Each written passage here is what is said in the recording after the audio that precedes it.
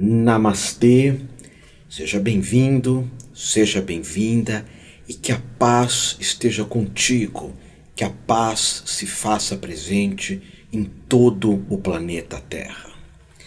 No programa de hoje eu vou continuar compartilhando contigo um texto lindíssimo de um livro que se chama O que Realmente Importa.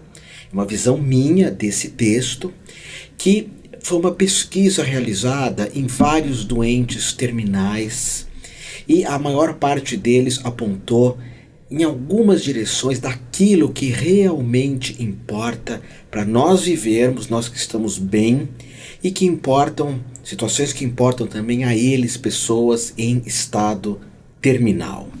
Eu já falei do amor, já falei do perdão, já falei de você estar presente e agora eu vou falar do quinto item. No final dessa nossa conversa eu farei o resumo de todos os itens. Então o quinto item, o quinto de 7 itens diz: propósito é fundamental. Isso vários mestres iluminados têm apontado, que tenhamos propósito.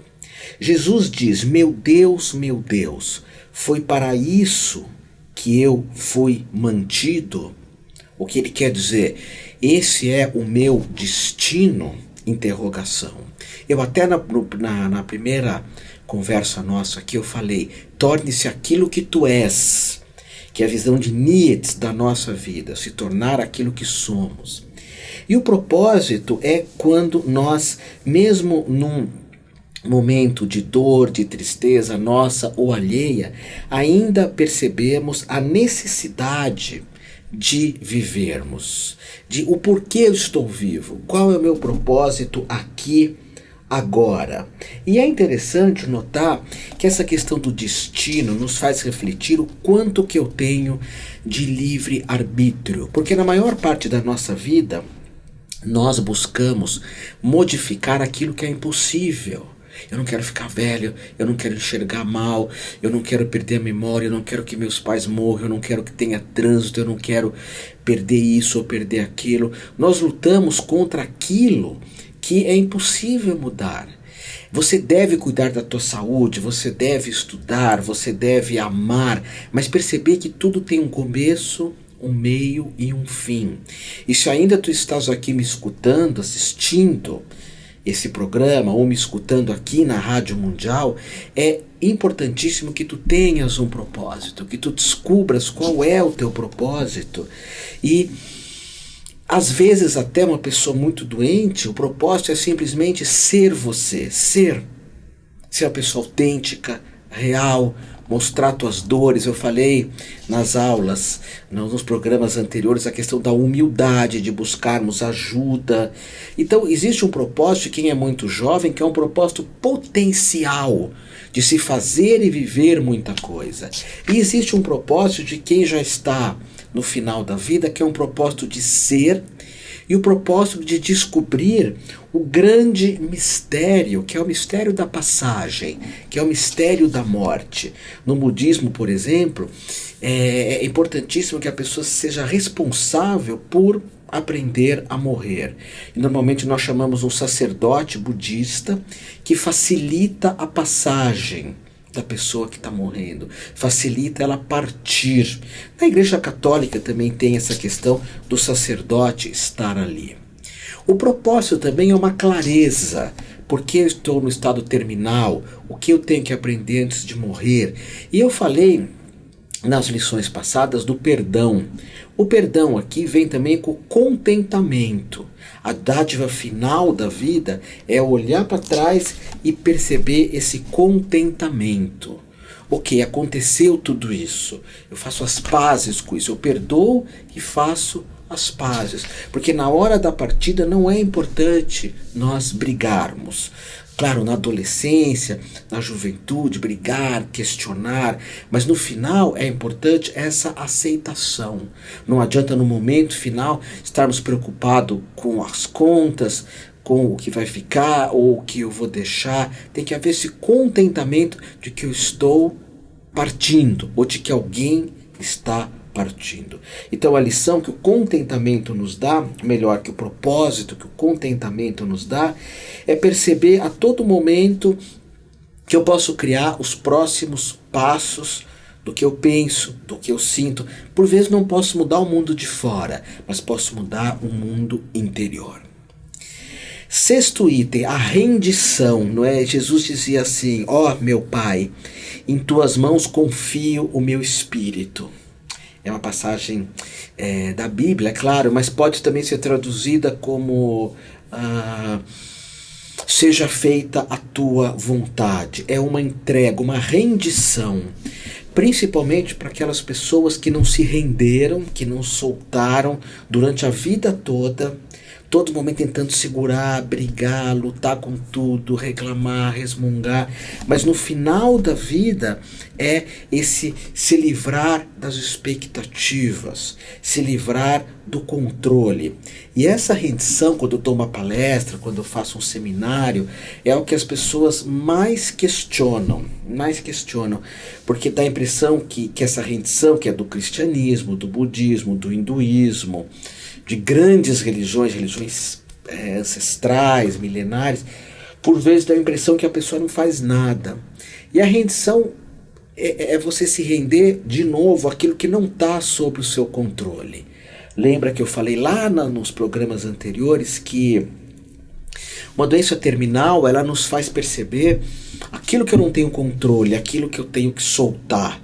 Mas nós não precisamos ter uma doença terminal ou de um parente próximo para refletir nisso também, que a ideia é de não ter tanta expectativa, de soltar, quando você vai morrer, principalmente, você solta na mão do invisível, na mão do imponderável também. E esse soltar nos dá muito mais segurança para realizar aquilo que eu posso fazer. Tem coisas que eu solto, tem elementos que eu realizo. Eu posso escolher me alimentar bem. Isso é uma semente de rendição muito bonita. Eu me rendo para ter sempre saúde, mas eu me alimento bem, eu ando, eu faço alongamento, eu faço yoga, eu faço meditação. Mas na hora da partida, se render a esse mistério, que é o mistério da própria partida, que é o mistério de ir embora. Se você tem o controle disso, você pode arrumar a bagunça também da vida.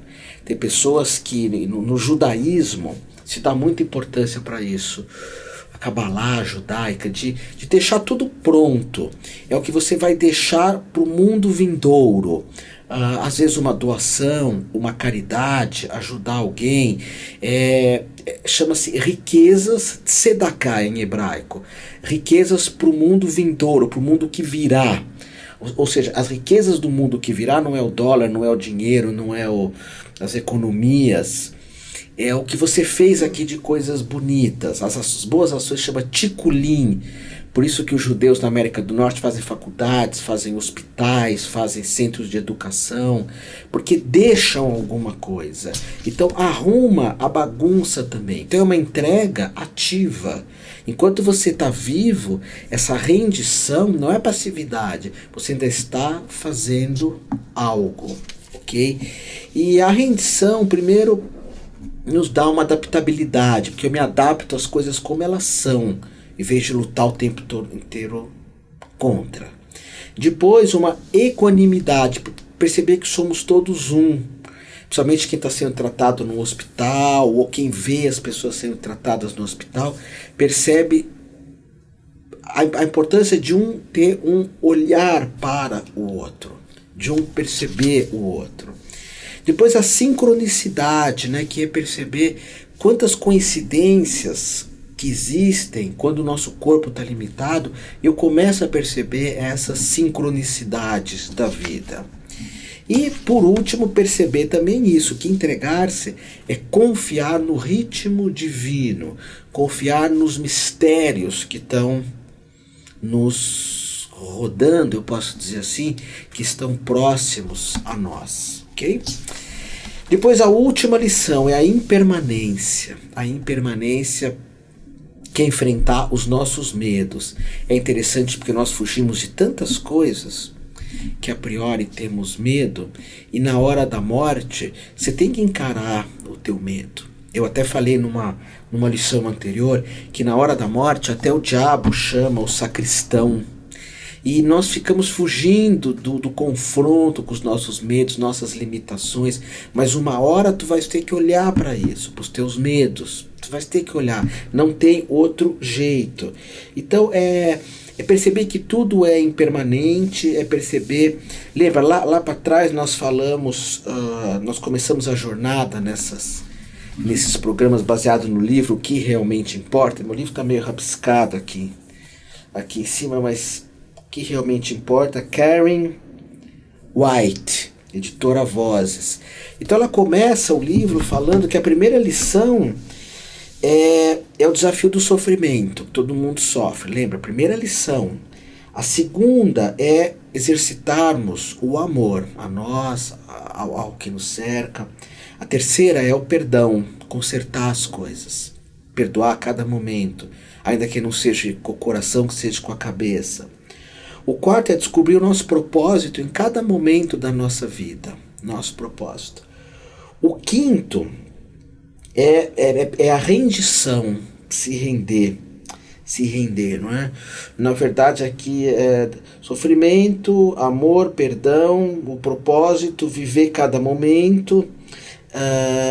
E agora o desafio que é perceber que tudo é impermanente. Jesus diz, e se cumpre, João 19:30, se cumpre, diz que foi as últimas palavras de Jesus na cruz. E o verbo se cumpre aqui é chegar ao fim, alguma coisa realizou-se, eu cumpri com o meu propósito. Eu falo às vezes num grupo que eu dirijo na uma universidade, que é um grupo de Anima Soma, que é um grupo de descobrir nosso propósito, de ter garra, de enfrentar as limitações, de propósito mesmo, e de vivermos na plenitude. E nesse grupo eu conto uma história que nós colocamos uma parede numa escada e tentamos subir, e caímos, e tentamos subir, e caímos, e tentamos subir, e caímos. E a vida é tentar chegar ao final da escada, depois da meia-idade. Mas o paradoxo é quando eu subo, caio, e eu me dou conta no final da vida que eu coloquei a parede, a escada na parede errada. Ou seja, eu vivi a vida que não é a minha. É um gato que tentou latir, é um cachorro que tentou miar. Eu não vivi a minha vida, eu vivi a vida do outro. O projeto, o propósito do outro. Então é importante saber, Jesus fala, essa palavra em aramaico, deixa eu ver se tem aqui, eu não me recordo muito bem, mas ela é muito bonita, a raiz dela. Eu estudei aramaico há tanto tempo, que é o se cumpre, não, aqui não tem, eu não vou me arriscar não a falar. Mas esse se cumpre, ele tem uma ideia de se foi concluído algo em um terreno específico, ou seja, você é uma semente, eu também. Essa semente foi jogada no solo e tornou-se algo específico daquele solo, daquelas condições climáticas. Então, ao final da vida, perceber que tudo acaba, enfrentar o medo e até o fim cumprir o teu papel, que é o que na peça de Cervantes, Dom Quixote, se fala muito, cumpra o teu papel. Você já assistiu Dom Quixote? Ou já leu Dom Quixote? Dom Quixote, para quem lê, é só pessoas que amam ler mesmo. E para amar ler, não adianta você achar que tem só o dom, você tem que exercitar isso, não é? Então, no final, vem a crise espiritual da impermanência. Tudo vai acabar. Por isso que é importante na nossa vida nós aprendermos nas pequenas mortes, nas pequenas partidas, nos pequenos finais, e não só na última morte. É importante aprendermos nesses momentos aonde se perde um amor, se perde os pais, se perde uma caneta, um lápis, eu falei disso, né? Se perde uma esperança, se perde uma memória, lidar com essa impermanência. Tanto que no budismo nós falamos que a vida é uma universidade e a matéria principal é o desapego. Matéria principal. Se você não aprender a desapegar, é a mesma coisa que nascer e não aprender a falar. E a morte aqui acaba sendo uma professora, né? E quem sabe lidar com perdas acaba tendo que lidar com a coragem. São pessoas muito íntegras que sabem lidar com as perdas, consistentes, plenas de si mesmas. Pessoas que têm uma certa satisfação de perceber que algumas coisas foram, e mais algumas ainda estão por vir, ainda estão por acontecer, ok? Então, eu falei das 7 lições e agora eu vou fazer um resumo aqui das 7, para quem não escutou os programas anteriores, e o que realmente importa. Se você é jovem, você pode viver tudo isso antes de acontecer, não precisa chegar a estar numa doença terminal. Volto a repetir, esse livro foi uma pesquisa, né? São 7 lições de vida, que está escrito, né, de pacientes terminais, que ajudam a todos nós a harmonizar o nosso foco de vida e também trabalhar com o processo de cura interior, ok? Então ela diz assim, primeiro, da pesquisa, né, autora, sofrer, que foi o primeiro item, saber lidar com o sofrimento, abre as portas para o crescimento espiritual. Abrace as tuas dificuldades com espírito leve e reconheça que as dificuldades podem ser uma dádiva. Segundo, o amor ilumina o caminho à nossa frente. Andar com amor, mesmo que a vida tente mostrar muitas vezes algumas situações que é melhor não amar, mas escolhe esse caminho e deixa que esse amor parta do teu coração para atingir as pessoas. Você vai ser uma pessoa excêntrica, e os excêntricos vivem mais. Por que excêntrica? Porque quem ama é diferente, quem ama é excêntrico, ok? Depois, número 3, o perdão. O perdão remove os obstáculos no caminho do crescimento espiritual. Bonito isso, né? O perdão vai tirando os obstáculos. Não guarde sentimento, feche as portas do passado. Quarto, o paraíso é o espaço entre o passado e o futuro. Então o paraíso é agora. Vive o que você está vivendo. Vive a perfeição do momento presente. Observe esse momento. Consciência plena. Depois, o propósito. Você sempre pode dar um próximo passo enquanto você está vivo. Sempre tem algo a ser feito. Tenta descobrir o teu propósito que você vai fazer de acordo com a tua natureza. Depois, render-se ao divino, render-se à eternidade. Abrir mão, muitas vezes, das nossas expectativas. Enfrentar o medo da morte, reconhecer que a morte, ou que com a morte, é possível se criar uma nova vida. Reflete nisso. Foram 3 programas. Eu espero que de coração esses programas abençoem a tua vida.